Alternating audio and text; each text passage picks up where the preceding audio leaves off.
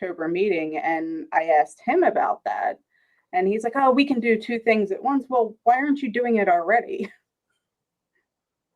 It made absolutely no sense. It should be like, this is their right. They shouldn't have to live in that. And we're going to redraw lines on a district map instead of addressing that. This should have been addressed years ago. They should have never been subjected to this to begin with. Now, I have heard the claim from people in education, and I think it's a very valid statement that, look, this is something that's inside of the neighborhood. It starts at home. This is not something that the school can change. So, and I completely agree with that. But when the parents are coming to something about education and they're begging for help, there has to be some sort of cooperation, or somebody in, public safety that can help with these things need to coordinate with the schools to say these things are intermingled. As a parent, what would you like to see? Whether it's Redding Consortium or not, what would you like to see from the school standpoint and from the parent standpoint to help with these social impacts that were listed through this report? I don't think that the schools can do much. I mean, what can the school do when they're returning home to this? Because it's not just the transportation aspect, it's the aspect, like you read, that they can't go outside and decompress after sitting in class all day long. Like, they don't have that release, which is the issue. It needs to be on the public safety side. It needs to go with the agencies that are responsible for this, not within the schools. And if you look at the grand scheme of things, they're in school for about as long as you're at work for the day. They're still returning to that environment after school. And you can put in all of the after school programs that you want, but if you don't clean up the streets, those kids are going to have the same issues getting to and from those after school programs as they do getting to and from school. So that's a great point, and that begs the question that I have of, do you think, as a parent that's going to be affected by this or impacted by this, do you think that changing and redrawing the lines is going to help these students within the city of Wilmington or your kids in Brandywine School District? Is it going to help with, at the end of the day, what this is supposed to help with, even though the parents are bringing up these things that definitely need to be dealt with? Is it going to help with them with their learning math on grade level, learning reading on grade level, getting to a level where they're ready for work or whatever's outside of high school? No, I don't see how, if you don't fix those social drivers, they're still returning back to that, like where they go on these mental health side of things and trauma-informed responses. Yes, those things are important. They're very much so important. But if you're sending them back home to an environment that is re-traumatizing them, that's not going to solve the problem. You're just saying, oh, here, you're going to be traumatized over and over again. But as long as we give you some therapy, we're doing something. No, that's not the answer. And I've heard many parents, especially that live within the city of Wilmington, say the same thing, that yes, we love, and this is what they tell me, we love the idea of having something that's inside of Wilmington that would be a district for Wilmington to bring that neighborhood back together. But at the same time, we have to do something about the crime and the violence in Wilmington, because yes, we think that it's wrong that they go on a bus and they're shipped out and we don't have that neighborhood anymore. But if that neighborhood is violent and that neighborhood is traumatizing, they're not going to be able to use education as a lever to achieve more than they do now. And honestly, it just shocks me that that's even on the table. Like, we have to discuss this. Oh, we have laws against this crime. Why aren't they being enforced? Yeah.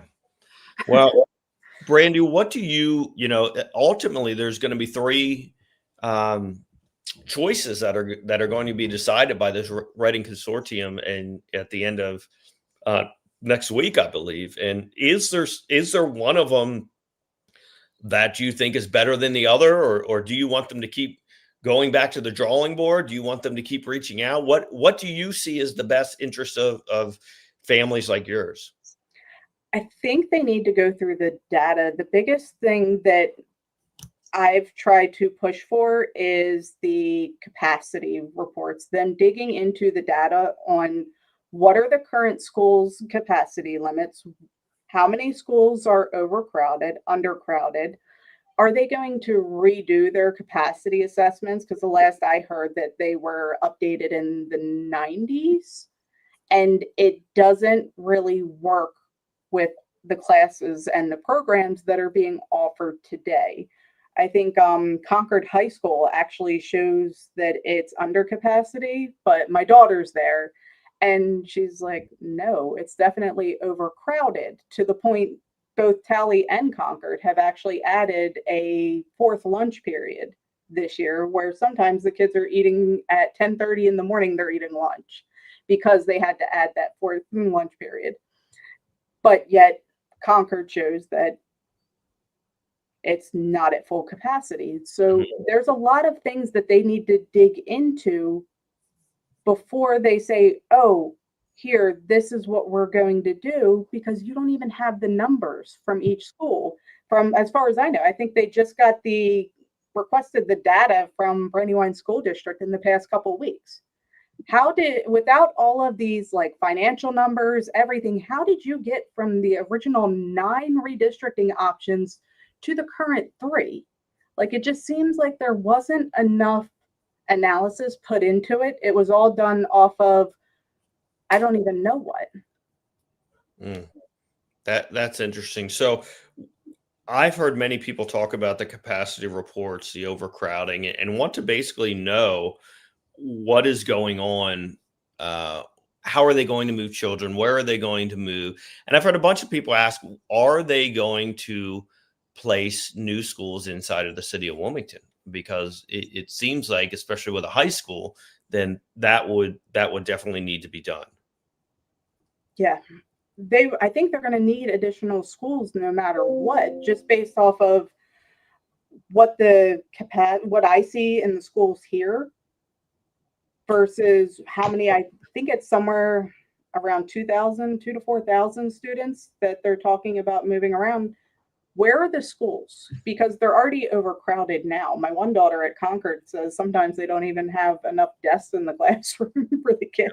Like, they need to do an in-depth analysis on the capacity of each school before they say, we're just going to redistrict. Like, it doesn't look like they've put in the homework on that. And like, you ask the questions, I go there, I ask the questions, and when you don't receive a response, it kind of creates this feeling of, what's the point in even asking? Like, you guys want this input and everything, but all you're asking for is input. You're not getting any feedback or any information as far as who's making these decisions. How did you make these decisions?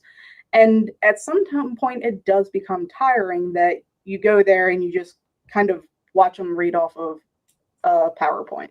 Yeah. Unfortunately, I've seen that with a myriad of different things this year, whether it has to do with the energy price hikes or the tax reassessment. There's meeting after meeting, but there's, as you put it, I love how you put it.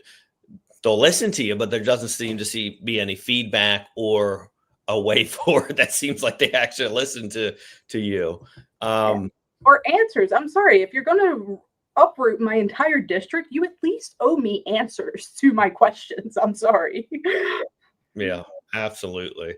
Well, Brandy, I have really appreciated that you have sent us information. You've even sent us the FOIA requests that you've sent so we can read through them as well. I've been digging through those the past couple of days.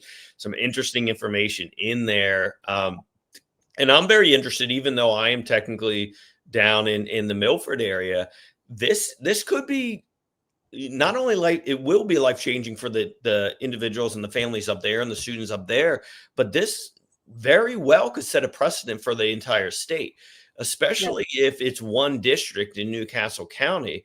that very easily could be Kent and then Sussex County of having one district. And how is that rolled out? What I don't enjoy is what I see is it seems like a leadership that is going from emergency to emergency, and they want to put a plan there, and then when something pops up, they'll fix that. When something else pops up, they'll fix that.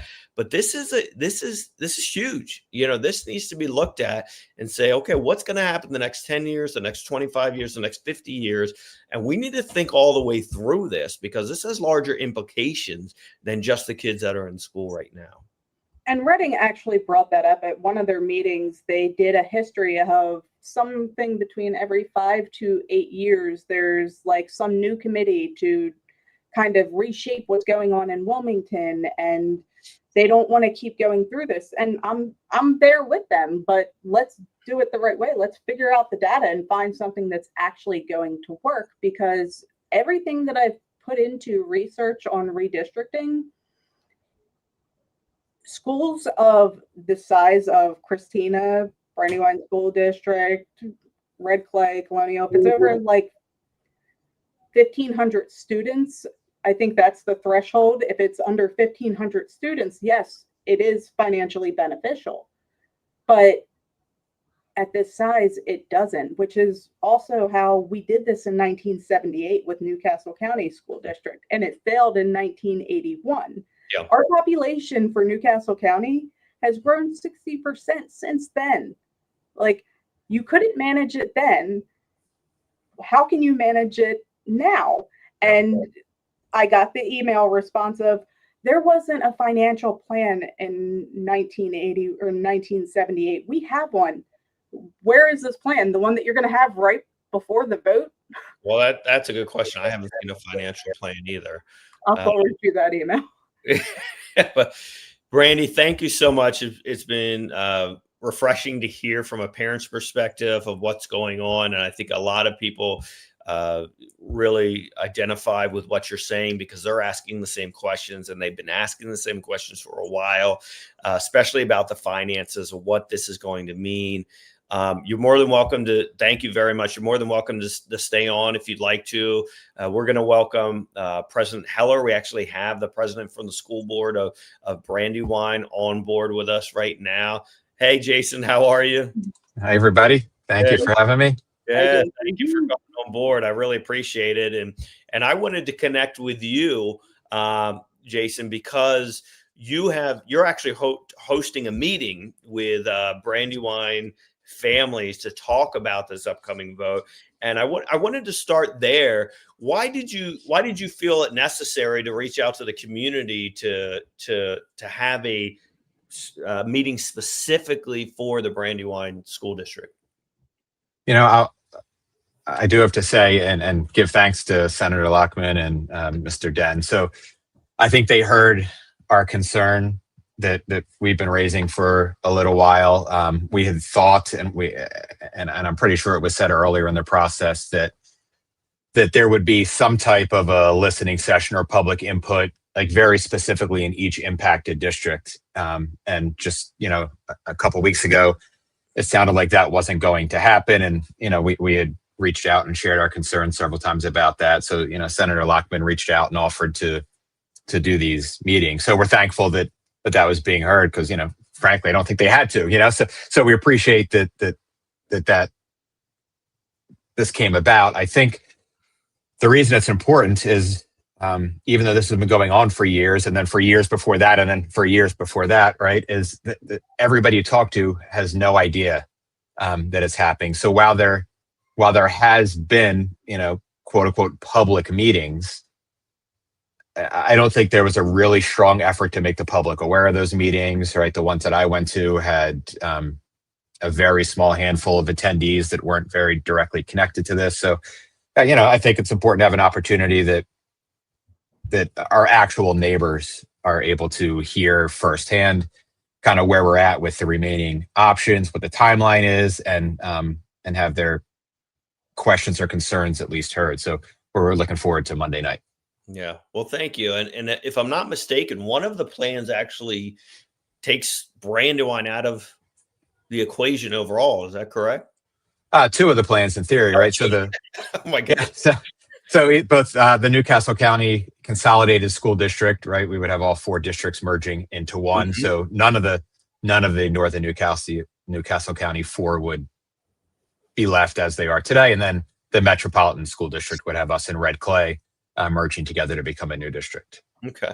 So before we dive in a little bit about that, what would that mean if those 2 plans went forward for the Brandywine School District? The short answer is we don't know, which is one of the challenges. So, we hear that this is a data-driven process, but I obviously missed the first part of the show because I was in a meeting. I imagine it's come up already, but we haven't really seen any data about any of this. Financial, feeder patterns, facilities, transportation. So all the things that are important, we haven't really seen data about. And I think what's different about Brandywine School District is that when the Neighborhood Schools Act came about, and I think that was right around 2000, it essentially led to de facto resegregation, right? Because students could attend the local school, but there wasn't busing required. BSD, to my knowledge, was the only district that continued to bus and continued to focus on diversity in every building. And I think that's different than the other districts that have schools of very high poverty or very high need. We don't really have that because we never went away from, the late 70s model of having diversity in every building, and the other districts didn't. So this would dramatically, there would be no way that we wouldn't have to change feeder patterns in really any of these plans, probably. So this would dramatically change the look and feel of our schools. It would change things that I think our community is proud of, and the diversity that we have in each building, and that every student gets to experience that wide range of diversity. So remind me, what is the date of the first decision that has to be made about these 3? It's next week, isn't it? It's changed several times. Okay. Off the top of my head, it's either the 14th or the 16th, I believe, is when they're going to be selecting the final model to move forward. And now I did see that there's a change in the timeline. So then I believe mid-January or so is when they're supposed to be presenting some data around that final decision, but it doesn't seem like enough time to gather the data that would really be needed to move that forward to me. Well, that was the immediate question I had. So it sounds like a decision is going to be made about these 3 programs, 2 of which could take out the Brandywine School District from Wilmington. And then the data is going to be presented after the decision is made about, right, well, here's how much it's going to cost. This is where the kids are going to go now.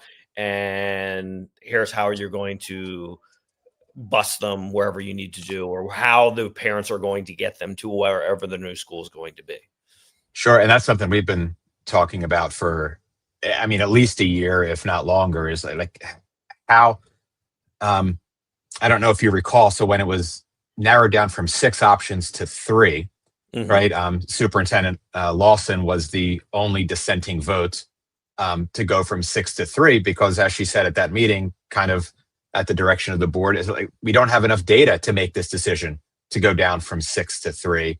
And specifically, your concern was that all of these remaining 3 options remove Colonial from the picture, where if we're trying to be the least disruptive, there's certainly models where Colonial should still be part of the picture. That would be the least disruptive to families, to students, to staff. None of these 3 models are undisruptive, right? Any model we choose at this point is going to be very disruptive to a lot of people. From seeing this from the very beginning, and now seeing it to the vote's going to be next week, at least deciding which model to go from, do you feel like and this happens many times, that the model was decided and they're trying to move towards which model they want because they haven't brought up any of the financial, the feeder pattern, or the transportation to districts? Yeah, it's fun. I did think that. I did think that for a long time, that coming out of, I guess it was WEIC, right? there was the final recommendation made from WIC that essentially red clay would absorb all of the city, right? And that almost passed, I think 2016 timeframe. But so I thought that's what we were moving towards again, and until recently, I still think we did. But I feel like, without any evidence, I feel like there might be a leaning from the consortium to what I think is going to be the metropolitan model. So I do think there was like a end game already right now, but I think it might have changed over time. So my hope with one day's meeting is that is when they hear from the community. I mean, they'll hear how important like local identity is to our residents, and I think especially our city of Wilmington residents, which is what this is all about. I think they'll hear that, and my hope is that at least that will change the thought process about should we be doing a consolidation like this. I heard Brandy right towards the end, and I had done the same research that I cannot find a single example anywhere verifiable, right, of a consolidation of a school district that resulted at an end result of more than 5,000 students, where there was cost savings or where there was student improvement academically. So I don't understand why we think this would be different, right? If it hasn't been able to work successfully anywhere else, in the country. And then I don't know if you recall, but I think it was in 2018. I have a quote here. The General Assembly assembled a task force to study consolidating Delaware schools. And I have a quote from a Delaware online article here from the results of that. And it says, quote, "The overall effect of consolidating would result in minimal savings at best and would create numerous problems related to facilities management, personnel management, salary, transportation, and other logistical issues that would more than negate the benefit of any consolidation." So, I mean, this isn't even 10 years ago. We already studied this heavily. WIC studied it heavily for years and created a report, right, that had the financial, that talked about all the impacts of this. And I feel like with the Redding work, we're just not seeing that kind of data or, heavy, deep research into the impact. Capacity hasn't been looked at, I don't think. Obviously, the financial impact, feeder pattern changes. We haven't looked at the salary changes just to level up all the staff that are coming in from dozens of different union contracts at different pay rates for the same job, right? And who's going to lead this district of 50,000 people? Like, no one in their right mind is going to lead a district of 50,000 people for the same pay that they're getting to lead a district of 10 or 20. So, I mean, just the payroll absolutely costs alone are, I just can't imagine. Well, and that, I mean, I am somebody that always pushes for as much data as you can. You can't predict everything. There's always going to be something, but as much data, especially on the finances, that you can, and on the parts that are moving people. As soon as you're moving people, you're moving staff, you're moving students, you need all of that information up front.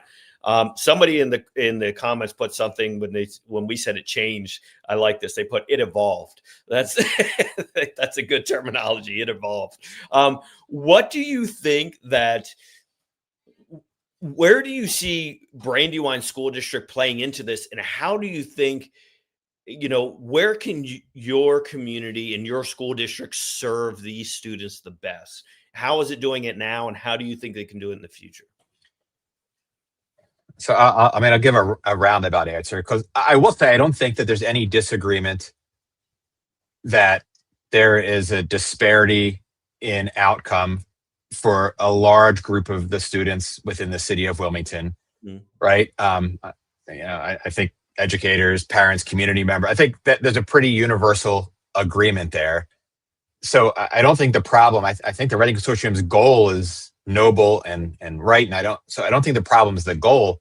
It's like it's the plan or lack of a plan, and I'm sure you probably already talked about the commission's own report, right? Talks about that the issue is social drivers, and I keep saying it's not imaginary lines on a map, right? Moving. Oh, great. So I mean, moving imaginary line on a map, and this is the concern. If there was evidence or data that this was going to magically improve things for large numbers of students, then a financial trade-off might make sense, right? Yeah. Logistical issues might make sense. But one of my biggest concerns, and I'm hoping that Senator Lockman's able to speak to it on Monday, is like I've looked through all the documents from the start of the consortium, all the studies, and what I haven't found, even hypothetically, is how any of this improves anything for even a single kid anywhere. So, like, what's the end result? And if there isn't one, none of this is going to change anything. What's on the screen is what's going to change things for these kids.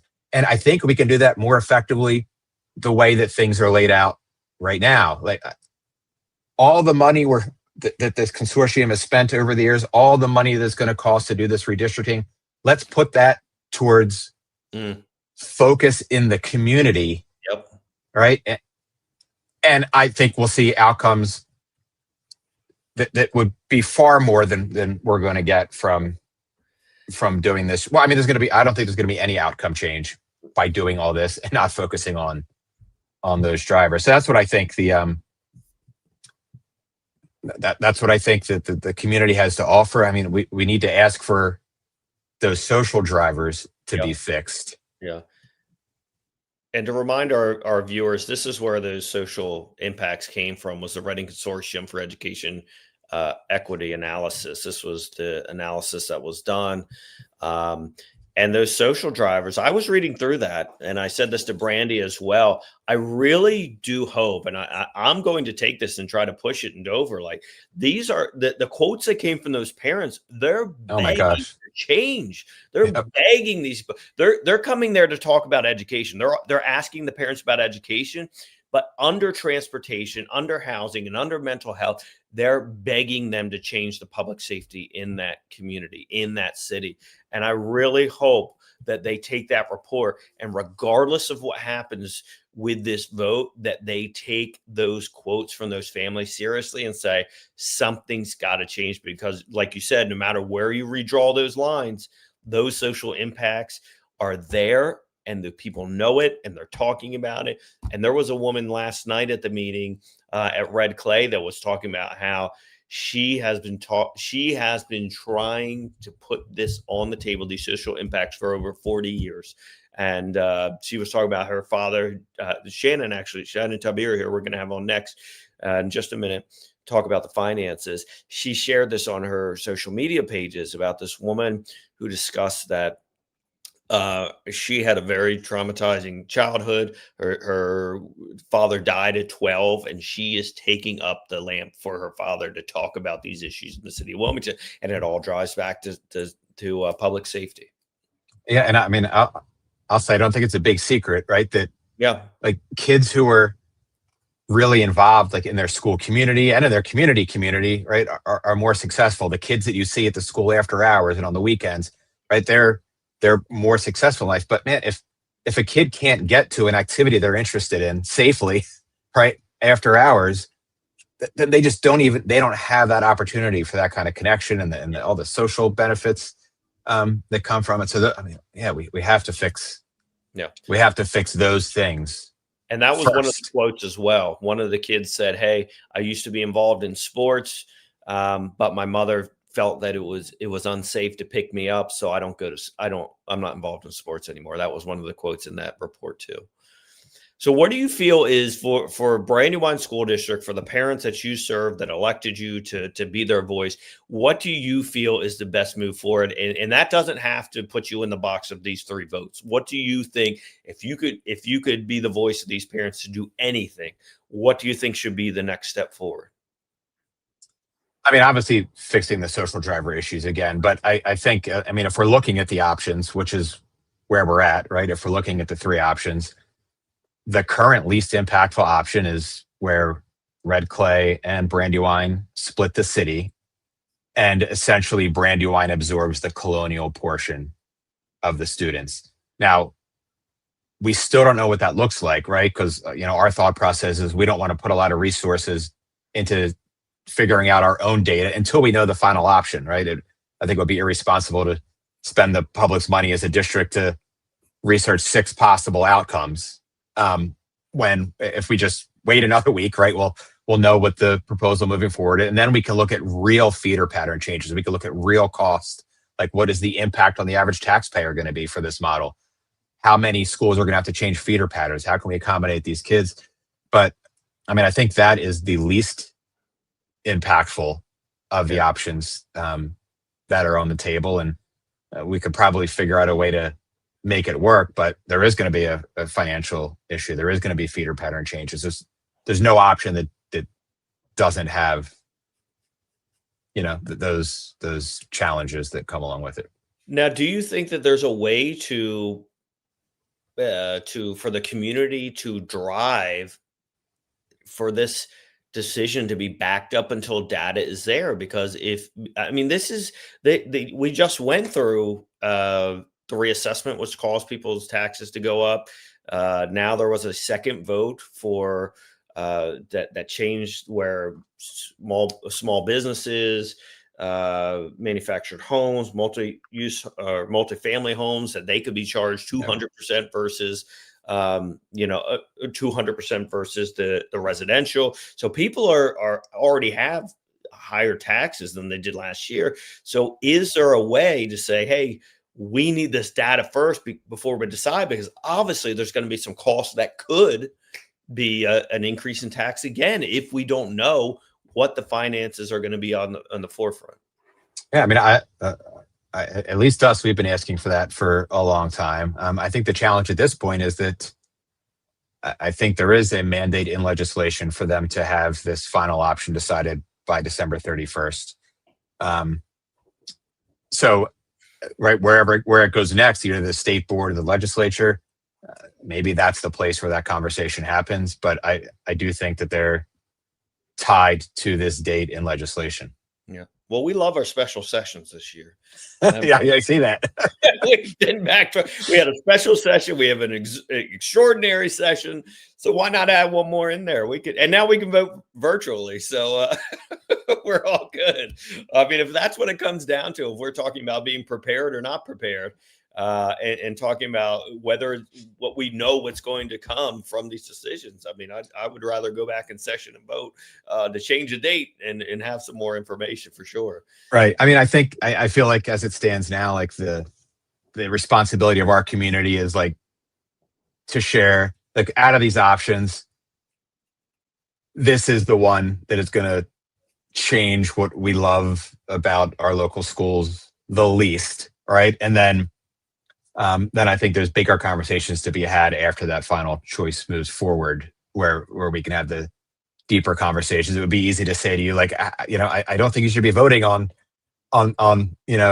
sending this to the governor's desk without clear data on finances and where it's coming from. So I think that's a conversation to be had after the final model. So that's anyway. That's my that's my goal, with Monday night, is to send the message that we really want the least disruptive option if they have to choose one. Sure. And then once we know it, then we can really become educated on the impact of it. Sure. Well, President Heller, please remind us about the meeting, where it is, what time. So our viewers, there's a lot from the Brandywine School District and around that area that are listening right now. Yep. So it's going to be Monday, December 8th, starts at 7 p.m. and it's in the multi-purpose room of Mount Pleasant Elementary School on Duncan Road. The important part is that parking is tough there, so there's parking behind the building if it gets full in the streets out front. Okay. Well, thank you very much, President Heller. I know you cut off your meeting earlier to come here, so we really appreciate it. The viewers really appreciate it. Our first video, I think, got over 10,000 just after 24 hours. So there's a lot of people listening in. Thank you for taking your time to share your thoughts, but also where they can hear more and how they can hear from the consortium on Monday night as well. Thank you so much for being on here. I really appreciate all of the input that you've given us tonight. Thank you for hearing Brandywine School District's voice, and yeah, of course. And looking forward to Monday night again. Thank you. Yeah. Thank you very much. So you heard it again repeated that there is missing information. The president of Brandywine School District said it himself. The feeder patterns, the transportation, the finances have not been discussed, and he's looking for out for his parents and out for his students about hearing where that information is before a final decision is made. And it seems like this decision is going to be made, and then the data is going to be brought to people, which unfortunately doesn't seem quite different from some other things that are going on in the state. But right now we're going to bring up Shannon Tiberi. She's working with us for Reclaim Ground Media. She is our financial expert. Oh my goodness, she's been digging into so many things this week, and the list is long of what she's been digging into, and she has been every time I get a text message from her, I'm like, oh man, what am I going to hear about now? And I'm loving it. I absolutely love that people are getting more information from you than they ever have about what's going on in the state of Delaware, where their money's being spent, and how they can find out more. That's the one thing I do love about what you're doing as well, is you're not just telling them where their money's being spent, but you're showing them where they can look it up themselves. And I think that's so important. So thank you. Absolutely. Thank you guys for keeping me in the loop and having me on. I think it's important, right? We for those of us who have lived here for a long time, we know that this has been an ongoing conversation. And that's why I shared that video yesterday you referenced, because that was a long time Wilmington resident. So anyone who's lived, worked, went to school in Wilmington, we know that this is an area that has been disproportionately hit. And so one of the things that has not come up during this call, and you guys know I love to take it back and find the timeline and root cause and how we actually got here. But it came up recently that a lot of this actually stems not because of the tax reassessment, but actually from a funding formula that was written by the Appoquinimink School Board President, Richard Forston, who wrote this formula, basically disproportionately sends capital funding from the state to the downstate schools as opposed to our Wilmington schools. So that's where you'll see a lot of the school building. And as you know, downstate, especially in Sussex, at Annapo, they have been building some absolutely state-of-the-art buildings while we don't have really any schools in Wilmington. So I think that's, been a challenge that has caused a lot of challenges for the funding to be flowing up north instead of below the canal. So that's the first thing. Now, there is a commission that's been charged to evaluate this and redo the formula. So that's the PEFC, the Public Education Funding Commission. They were also charged with making similar recommendations with what we're doing here, but they were more so on teacher salaries, so teacher retention, things like that. So that is a whole separate. We have a lot of task forces and commissions and things for public education, and we pay a lot of money for those task forces and personnel costs, administrative and things like that. So I'm sharing my screen. Hopefully, I don't know if you guys can see it or not. Shannon, before we break into that, I just want to remind our viewers the committee that you just talked about. What is the acronym for it? For the PEFC. It used to be the PECC. Yeah. So the acronym that's studying school funding, I'm going to do a video on it tomorrow. Actually, they're having their final meeting tomorrow, but they want to push in more money to districts that have lower income, English as a first or English language learners, and some also economic drivers. And they could be the report that they already did, which was the report cost them over $700,000. And you probably know the exact number, over $700,000. $700,000 to do this report to say that kids who are lower income need more money to learn. That's basically what it said. And then the report says that they need to spend between $500 million and $1 billion more in order to achieve this. It's insane, which is almost 20% of or used to be 20% of the budget. Is probably not anywhere near that now. And that's a challenge, right? It feels good to say, hey, we're doing something about it. And so I'm not, this is not about, diminishing the work that's been done. Right. There are people on both sides of the aisle. These are bipartisan groups. They're supposed to involve people from the community. They're supposed to involve people that are actively, in this space.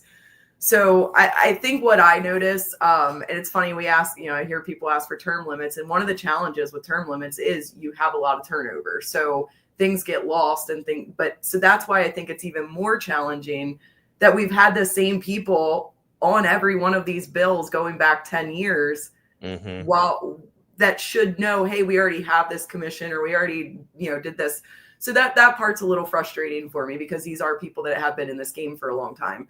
Now, what I have on the screen is just kind of going back the timeline. So this all started, well, and I'm not going to say this all started here, because there was a lot of things that happened before. But in 2019 is when the Redding Consortium was officially formed. This is when I think it was referenced earlier, the Wilmington Education Improvement Commission, another one that was decommissioned, and it became the Redding Consortium. The initial allocation bill allocated $1.5 million to a Wilmington schools initiative. In 2021, that was another 1.5 allocated. And then it wasn't until 2022 that Redding actually received its first allocation of $3 million. So far, up to 2022, we have about $5 million spent with the report that had already been produced, to your point. So we'll walk through a little bit of what that was spent on, but just to kind of keep that in your purview, before we ever got started on anything, we had already spent $5 million. So then this one was just an amendment. This was an update to the consortium members, so nothing really to see here. These are two amendments that were passed with, and sorry for the overlap, I was trying to throw this together quick. So on July 23rd, 2019, one required a fiscal note. So when this was initially passed, they did not have a requirement for a fiscal note for the bill. For those who don't know, a fiscal note is something that typically attaches to legislation to know how much it's going to cost. So that was a bill that was added. And then another amendment was to add a deadline. So initially there was no deadline for the report. This one added a deadline for January 1st, 2021 for the plan. And it had to take effect anytime between July 23 and July 2025. So that's our timeline for those asking. I heard a question earlier, like, when is it due? Initially, the deadline to implement the plan was July 1st, 2025. This one is another bill that was passed at the same time. This is all about redistricting. So if you're interested at all, I'll put this in the comments of the video.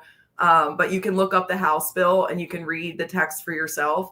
This is a kind of goldmine of information. It tells them literally the blueprint of what the redistricting should look like. Now, what do you mean by that? What the redistricting should look like? It kind of goes through line by line of what the requirements are. So, for example, just like kind of like a roadmap of what the requirements are for redistricting, who has to approve them, like the process essentially that they're supposed to be following. Okay. So this one sat, and then mind you, not a lot in between 2019 and 22 that I'm not saying there isn't. That's not something I was looking for. So I have to fill in the blanks there. In 2022 is the first time, again, that it showed up as Redding Consortium on the annual budget allocation bills passed by the governor. It was $3 million allocated. And of that, funds were used to provide free quality full-day services for 300 students at age 3 and 4, facing the most serious barriers of race and poverty through a program known as the Delaware High Quality Pre-K Initiative. And Brian, I thought this was interesting because, we talk about feathers in the cap and what are some meaningful accomplishments versus, talking points. If I'm not mistaken, I believe we just are, someone is pushing for universal pre-K. Yeah, so it looks to me like we've already been funding that that's already it's already a thing. So it's not new. It sounds like, if anything, it may be just an expansion. So I just want to call that out, and that, I think it's great if we want to do, I don't have an opinion one way or the other on the universal preschool, but just, again, throwing out the cost there. And here's the thing that worries me is that these ideas, and as we go through them, these are ideas that we've seen work sometimes in other areas when they're done right. And universal pre-K is can be a good idea, but there's also what worries me is there's no measurement of data outcomes. So if you're going to be doing this and you're going to be spending $30 million or in 3 million up here, but there's been 30 million, and you'll get to it up to 2025. Yeah. What have been the outcomes? Has that produced better learning rates? Have they been able to catch up to, their grade level by the time they hit third grade or fourth grade when that first test comes? And that's the data I think that a lot of people are asking for. They're not necessarily saying that it's a bad idea, but they're saying, show us where it's working so we know what's working, where we should put our money, and where we should reallocate it as well. And that was a lot of the comments that were brought up at the meeting the other night. A lot of the people speaking were expressing the concerns and saying that it's not saying these aren't great ideas. These are, for the people, great ideas, but where is the proof that they're actually working? And so as we talk about different things throughout this process, I think you'll see commonalities with what the expenses, the allocation bills say that the money is supposed to be used for.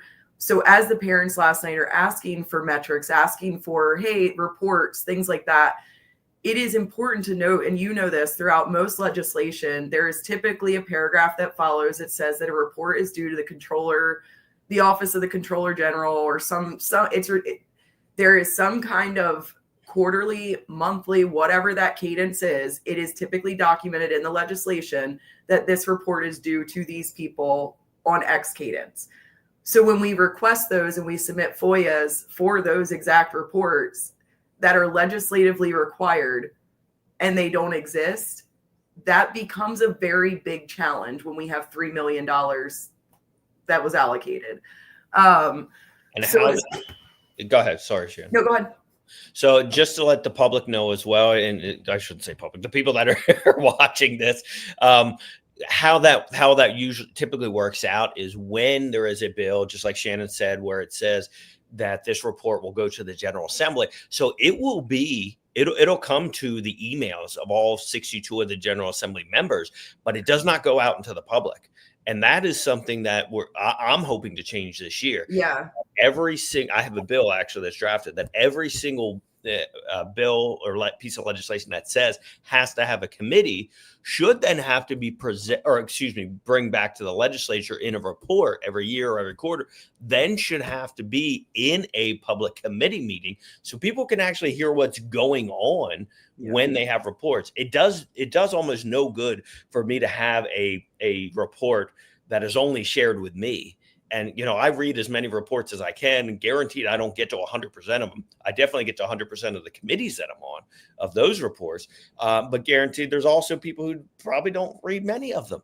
And if that's not going on, it should be there, and it should be on a public website that people can look it up and see throughout the history, every single year, every single quarter, wherever it has to be reported, that the public can follow it as well. It doesn't do much good just to be in my inbox and then be never seen again. And that might be what you're running into, Shannon. I don't know for certain, but it may be you're running into that with FOIA, because if it is in a legislator's inbox, if a name of a legislator is on an email, it cannot be FOIA. And I don't know if that's the reason or not. Yeah. But that would be some of the things that you're running into as well. And I think that's great. I'll check in the mail. I didn't even plan that one. But that's a great bill. I think that's important, because it's not about the public, giving the public a chance to cry about it. It is really to get buy-in. Like we don't talk about that enough, right? It's just, we're going to do this, and this is what we're doing. But giving the public a chance to follow up on those reports. We have a lot of experts. I know people joke about experts in the comments, but we do. And I don't know about you, but for me, as I'm talking about all these things, I have gained so much insight just going through comments and getting, I'll go look at that. Let me go look at that. And so it's 2025. If we have legislators that are not using social media effectively or even engaging with their constituents at this point, then I think voters need to be mindful of that, because how are we answering phone calls? Are we answering emails? Like what is the best way to get a hold of your candidate at this point? And we all know social media is unfortunately, or fortunately, depending on how you look at it, the best way to do it. So mine usually when I'm sitting down at dinner with my family in a restaurant. exactly. I just had that happen at lunch today. I was sitting down with lunch with my pastor, and we do it like as often as we can. And somebody came up and was like, "Hey, can I talk to you?" And I was like, "Of course, let's go." It is it's just and there's limits. Obviously, I'm not saying everybody you have to go and be a keyboard warrior, but there's a difference between posting a party meme and then actually sharing like in-depth information and hey, why does this look like this? Or I know you're concerned, whatever, because we do have a lot of people that really do want information.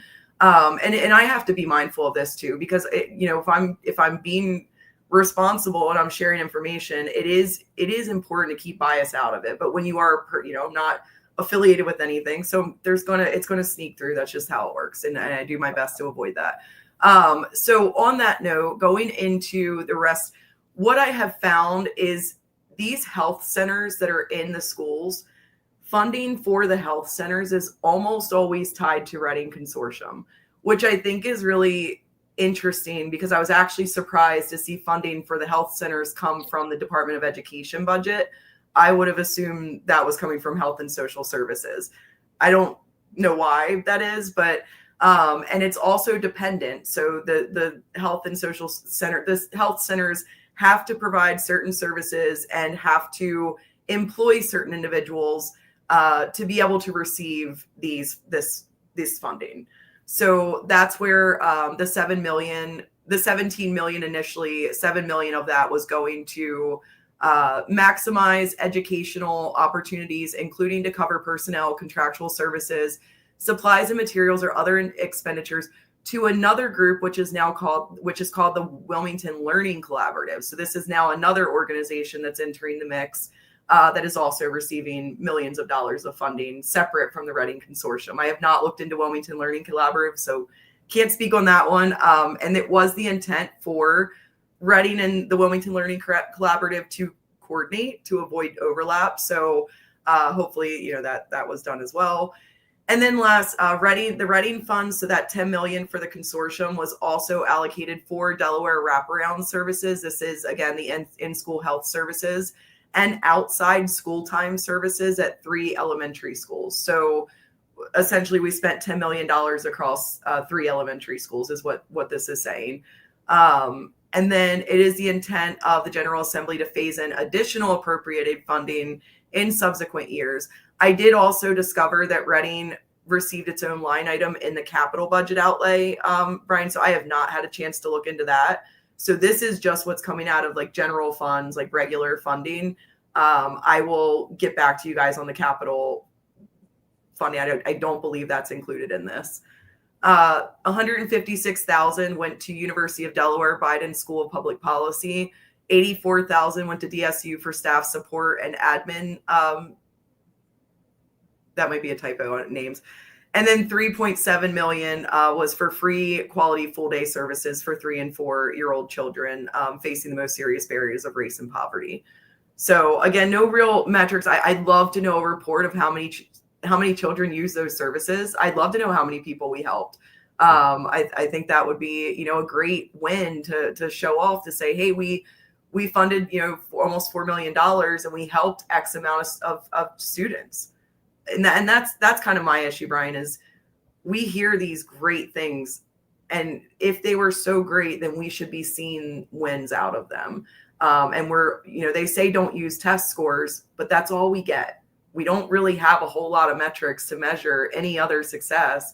And I hear don't use test scores year after year after year. But what I don't hear is, well, then what should we use? What is the benchmark that we can measure proficiency for our children? Yeah, that's an interesting question that people always throw back at me, like we shouldn't use test scores. I'd like to see the growth rate. Like I'd like to see, like, hey, the kid may not be at a 4th grade level, but maybe they started the school at a 1st grade level and now they're at a 3rd grade level. Like that's a great thing. That is an amazing accomplishment by that kid, an amazing accomplishment by that teacher to get them over to 1st grade to 3rd grade in a single year. absolutely should be celebrated. We should look at, and those are the things that teachers are dealing with every single year, and we need to be able to celebrate that. But you're right, we need to have data to be able to celebrate those wins, but also to put money behind where those wins are coming from, and not just throwing money out saying, well, we think this is going to, or in some other place, this is what worked. It's great to have research from other places, but you're also going to have to drive the money where the data is. And I do think, as someone else said, or you just said earlier, is that I think that the universal K is going to come about through this, through the Redding Consortium already putting money into universal K, and also the low income investment is going to be used as the model for putting more school into, or excuse me, putting a higher amount of funds percentage wise into schools as that new committee for school funding is trying to look at as well. Yeah. And I think so this is 2023 for the 2023 bill. I think the challenge for me, Brian, is when I first started, I actually didn't start looking at the Redding Consortium because I'm down in Apo. It wasn't, I knew Brandy was doing a lot of digging into it, so I trusted, but then I started, and she's done absolutely amazing things. And she one thing she pointed out that we also haven't brought up yet is we already have departments for all of these things. We already have, all the social drivers that are mentioned are, of whether it's even, DelDOT, DENREC, DHSS, all of these different departments have programs that address these social drivers. So, here we have this consortium, and I don't know, I don't know what overlap or what work they do with those other departments to align with services that are already being offered. But you are right on, as you look back and connect the dots, and that's, I always say, connect the dots. None of this is done in a vacuum. So these decisions, arguably, people say, have been made. And I think that's worth looking into, because when we have, the district maps that you mentioned, that you showed earlier, those aren't new. Those actually were published back in 2023 or 24 in the spring. So that was actually when those district maps were drawn. None of this is new. In November of that year of 2024, the Appoquinimink School Board president had proposed idea of the night at a DuPont Country Club, whatever dinner. And it was for one school district in Wilmington. So the month prior, they had already allocated money also, and we'll look at that in a second.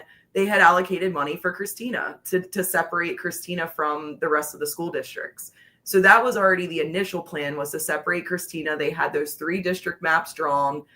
None of this was about redistricting the whole thing. It was Christina initially. After the one school district for Wilmington, it started to get pushed for these 3 options. And like you mentioned, there were supposed to be public meetings, whether there were or not. We still have people that don't even know about it now. So you can put as much information out there. We all know how that is. People are going to find it or they're not. But in October 2023, it was actually updated also to remove the deadline for submission of the final plan to the State Board of Education.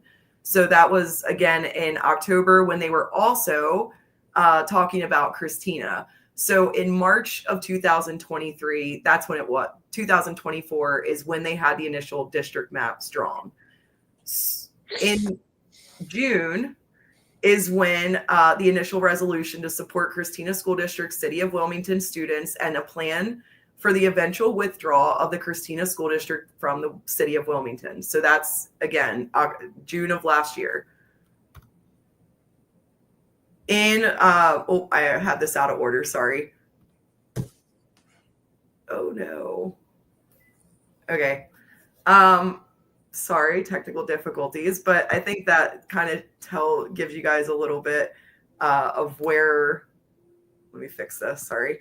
But I think it shows you kind of the overall, like, we've obviously put a lot of money into this, but if these maps have been drawn since March of last year, why is this new? Why are we acting like these are, brand new maps and we have to go back to the drawing board? And it almost does feel like we're going through the motions, just like the tax assessment when we had a report, years ago, and we're going through the motions with these General Assembly sessions as people only have 30 days to pay their tax bill. So that's where I think people get frustrated. And it's not about saying we don't want programs for kids. It's not about saying, we obviously care very deeply about our public school system and improving the metrics and outcomes for our low income schools, and making sure funding is not improperly allocated downstate to districts that have land use attorney's office that are, extraordinarily benefiting from the funding model. So conflict of interest or not there, I don't know. But these are all the things that, again, if we look at them in a vacuum, it doesn't seem like anything's crazy. But when you see the whole timeline, you're like, wow, we really have done a lot of work and a lot of people have been involved in this. Why is it still so ambiguous? And why do we not have proper, metrics, dashboards, and reporting? Yeah, I think that's one of the biggest questions.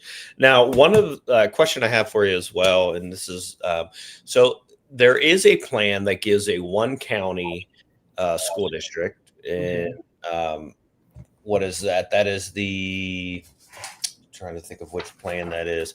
That is it's just called the consolidated plan. All 4 districts are into one consolidated district in Newcastle County. Now, that is the one that Governor Myers has said that he really likes. He's recommending it. And what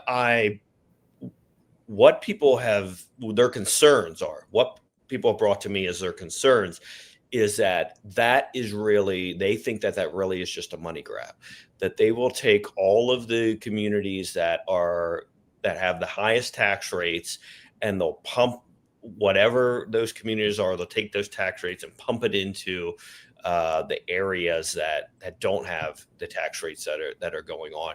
And because it's all consolidated in one district, you can move the money wherever you want at any time without any difficulty, because it's not 4 districts anymore. What do you think about that? Have you heard anything about that? I have different feelings. When I first started all of this, sure, one district sounds great. Like that was my initial instinct, is just one district would make a lot of sense. It's going to cut down on bloated admin. It would centralize things a little more. I'm all about streamlining and efficiencies. But the more we dig, and this is again why we want the fiscal review, why we want the data, how much is this going to save, or is it going to hurt? Do we lose positions, or do we now need to add an entire another level of oversight, because the schools aren't going away. So you're still going to need your administrative structure within the schools. So is this just adding another layer that sits above the school, which is already the DDOE and DC, depending on how you look at it? And so that where are the lines there? How does that work from an administrative perspective? What is the fiscal impact? And so that's, again, one thing I'll just say is that we have a timeline, but we've moved it before. We have a timeline that says it needs to be enacted by July. So I would just, whatever pushback as far as timelines and making people make a decision, I think we really do need to see informed decisions before we just blindly, arbitrarily do something, because that's what the NCC 2050 plan says we need to do. Yeah. And I just put it up. Here is the kind of the month and date, or the month and year of what the plan says according to the legislation. And Shannon, I think you're right. I mean, a date, you shouldn't stick with something just because there's a date there. And I really took to heart what President Heller of the Brandywine School District said, that they're forcing a vote, and then the next week or the week after that, they're going to show the data. And it's like, that is so backwards. There's no way in my small business that I would ever say, let's make a decision, and then next week we'll look at the data. I mean, if I operated half the way that I have seen in this last 4 months of doing all this, I would not have a job. This would never, none of this would fly in corporate America. I can tell you that right now. Well, that makes you think that it's already been decided, because how else do you make a decision without the data? is So, because you already and have that's it. why I mentioned, the different players, the different names, the different people that have made these decisions, because I think it's important to know, because these are people that do benefit from these decisions. And so it is, important to understand that, because we do have a $2.5 billion budget for the Department of Education. This is not a small amount of money. We love to throw big numbers around. $2.5 billion. Brian, I don't know if you have off the top of your head, I had it before, but how many kids across the state of Delaware, like just simple math. But it's a lot of money. We are one of the, I think, highest spends per student, with some of the more dismal outcomes. And I know for me, my daughter, I had to call her teacher out the other day. I said, does this work look like passing work to you? And she told me that they're not grading spelling anymore. They're not grading grammar and phonetics. And so, there are a lot of root causes going on right now that are not just throwing lines on a map and hoping for the best. We really have to look at it full scale. Yeah. So the thing that drives me crazy with the numbers, and you can find this on the DOE dashboard. You can go onto the DOE website, their homepage, and go onto their data. The proficiency rate for the schools show that 58% of our kids are not reading at school at grade level. 68% are not doing performing math at grade level, but yet something like 89% are graduating. 90, and it's yeah. like, what? How is that going on? How are they not performing at that level, but they are graduating? And I talk with teachers that are saying that they are pushing them through because they are told to push them through. And then you have districts that keep them at 50%, even if they don't do the work. So there are things that are going on. I'm glad that you push back against, your teacher, because they've got to know that work's got to be done, and they've got to be held to a I higher told her to bar. grab her brightest red marker and mark that paper up. Like, we are not those parents. Please humble my child. Yeah. And so I will deal with the tears. I'll walk through what that feels like. It's a good point, because we wonder why people don't know. And if you've been to a parent teacher or an open house over the last year or so, teachers probably notice that the attendance is lower.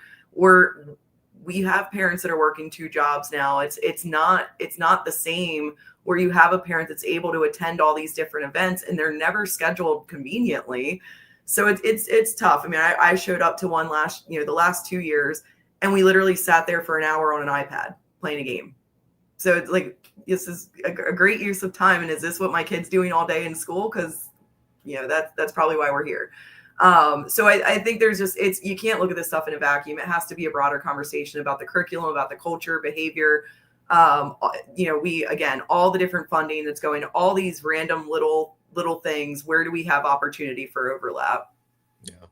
Well, Shannon, thank you so much. I don't want to take any more of your time up because you've been waiting patiently. Oh, I can go all night. I know you can. So, guys, if you're viewing tonight, Shannon is going to start doing something amazing for us. She's going to start doing a quick video for us multiple times a week about the 3 numbers that you should be watching for. A quick, what are we looking at? What are the 3 numbers through the state of Delaware that you should be aware of in finances to look at, so that you can go and do your own research? Again, one of the things I love about what Shannon does is that she will tell you how you can find it yourself as well, so you can dig into those numbers. So it's not just somebody saying this is going on, but she's saying, here's the website you can go to. Here's how you can look at it.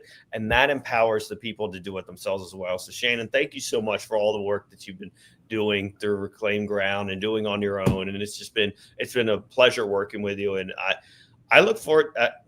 Sometimes I got to be honest. There's when I get a text message, sometimes it stresses me out. But I'm always from you. But I'm always better off afterwards. Once I start, it only stresses me out because I know that your text message is going to cost me at least an hour of my day. No, it's been fun. And I've said before, like I kind of stumbled into all of this, so it is crazy to me to be here, 4 months in. And what I will tell anybody listening, I learned all of this in 4 months. Like I knew absolutely nothing, and I still know nothing about a lot of things. So all you can do, an old boss used to tell us to control the controllables. And so when I see the degradation in the schools, and I am in my kid's school, and I have 5 of them, so I need to kind of care a little bit.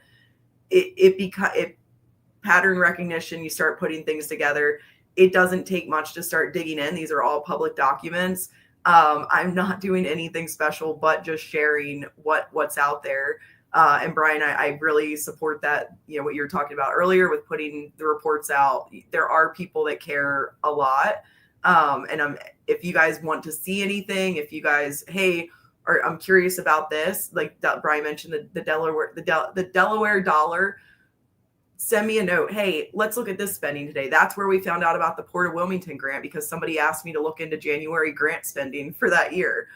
That's how it happens. It's most of this stuff is stumbling across it. So just keep the request up, and I just really appreciate everybody who's been supportive.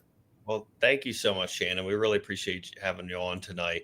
I wanted to also, I think that brings up a good point with people that are out there that want to get involved, that have skills like Shannon does, or if you have skills with, you're very connected with your family your family and your church or the community, or want to get more involved in what we do here. If you go to reclaimgroundmedia.com, there's actually there's 4 little squares. There's a square where you can become part of the team, and you can either send us stories that you want us to look into. You can send us information that you have that you want us to look into. You can always email it to us, reclaimgroundmedia@gmail.com. You can also go through the website and do that as well. If you want to become a content creator like Shannon and Katie and myself, we will help mentor you to get to a point where you need to start looking up information. And it's not just all about politics. In the next week, in the next week or so, we're going to have a really great thing about how, a show about how to keep Christ in Christmas. And I really appreciate Pastor Michael coming on and his wife talking about these things, about, the secularism of Christmas is great. People have fun, but how can we also keep Christ in Christmas? And how can we notice what the holiday and what the religious aspects are? And how do you teach your families, especially if you have young kids, how can you have them enjoy Christmas and also bring in the religious aspect about Jesus's birthday? And it's going to be a really great discussion. So we want to know from you. We want you to become content creators. We want you to share what's going on. And we want the faith, family, and freedom to be from the people of Delaware. We're all about independence. We want to create independence for people so they research, so they get information, so they bring information to the table. Because when it's only coming from a political office, or it's only coming from a few national narratives, we don't get enough. All of us don't get all the information that we need. So thank you for all the people who have supported us so far. We have had some amazing support. We've had someone donate $5,000, and if you want to put up the QR code, that would be very helpful. We've had somebody donate $5,000, someone donate $50. We even had somebody donate $1, and I really, really appreciate that $1. That is what they had to support us, and they gave it to us. And we want to be, if you've ever heard the story of the towns of where people were given money in order to invest it in their community, and they came back with tenfold. That's what we're doing in here. And we hope that you invest through us to find out this information for you, to work with you, to find out what's going on in the state of Delaware. We want to push back against this culture that is pushing narratives from the national platforms, that is pushing political narratives and getting at the core of what you feel is important here in narrative. Again, our foundation is faith, family, and freedom. And we want to make sure that we are getting at the root causes of what's going on here in Delaware. And how do we heal at the roots? How do we get our communities that are hurting? How do we talk about and discuss the root causes? We're going to have a show in a few weeks that talks about addiction. And we're going to talk about what's been going on in addiction, trying to solve or help people with addiction in the state of Delaware, what kind of money is being pumped into this, what is working, what's not working. We're hoping to get on, I'm sure they will, Adult and Teen Challenge, who is, I've been down to their property down in Bridgeville, their women's property. They have another property in Seaford where they actually help people. They live on the property for 12 to 18 months, live on the property, and they find a higher purpose in their life. And they have over an 80% success rate. And that is just unheard of within the addiction community. And we want to talk about what separates them, what makes them different, and how can that be replicated here in the state of Delaware to help people make the choice themselves to do something different in their lives. And these are the conversations we want to have with you. How do we help people make the decisions themselves to help in their lives, whether they're just want a better job, they want a better relationship with their family, they want to push into politics, or they just want to help out in their community? How do we have that discussion with them, lean into them, and welcome them into these conversations that they want to help others? That's what we want to do here with Reclaim Ground Media. Thank you, everybody, for listening tonight. I mean, it was a great conversation about the Redding Consortium. It seems like there needs to be a lot more data and a lot more information that's coming out. We're going to try to dig into that, getting the dashboard information for you. We're going to look at the financials, the feeding patterns. We're going to work with the president of Brandywine School District, President Heller, to try to get that information to you as soon as possible. And keep watching as well the Reclaim Ground Media Facebook page, because we do have daily videos from our content creators that talk about what's going on. We talked about the terrorist suspect this morning, Lucan Khan. Tomorrow we'll be bringing you some more information about school resource officers who have prevented violence in schools right here in Delaware as well. Greg just sent me that story while I was on here. And we want to bring you what's going on here in your community, how you can be involved, and how together we can positively change Delaware so all of us have a voice and it's not just a few driving the narrative. So thank you all tonight. Again, go to reclaimgroundmedia.com. Go to our Facebook, Reclaim Ground Media. Connect with us. We want to hear with you. We want this program on Wednesday nights at 7 p.m., but also our daily videos on our Facebook page to reflect what you want to learn about your communities. So thank you so much.